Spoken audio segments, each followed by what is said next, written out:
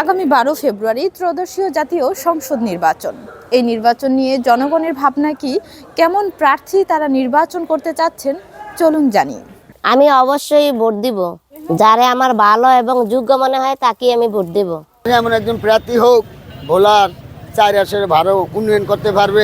এই বছর 2026 সালে আমি নতুন ভোট দিব, আমার কাছে খুব ভালো লাগে। আমাদের এলাকায় মেয়েরা যেন ঠিকমতো লেখাপড়া করতে পারে, কোনো সমস্যা যেন না হয়, এটি আমরা চাই।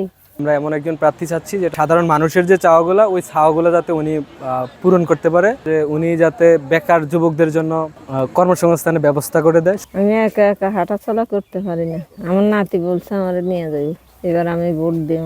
আমরা সকলেই চেষ্টা করব যেন আমাদের বিবেক বিবেচনায় কোনো ভুল না হয় এবং আমরা যেন একজন যোগ্য এবং দক্ষ একজন নেতা যেন আমরা নির্বাচন করে তাকে যেন জয় করতে পারি। মেয়ে পুরুষ সবাই যে স্বাধীনতা চলতে পারে, যে দেশের ভিতরে কোনো অন্যায় অত্যাচার যেন না হয়।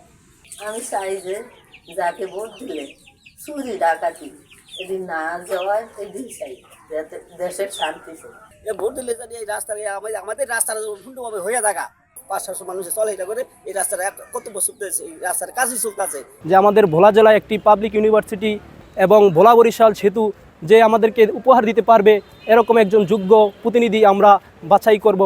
ভোট নারী পুরুষ নির্বিশেষে সকলের নাগরিক অধিকার। আপনার একটি ভোটই পাল্টে দিতে পারে দেশের ভবিষ্যৎ। তাই আসুন, আগামী 12 ফেব্রুয়ারি ত্রয়োদশীয় জাতীয় সংসদ নির্বাচনে আমাদের মূল্যবান ভোট প্রদান করি, সবাই মিলে দেশ গড়ায় অংশগ্রহণ করি।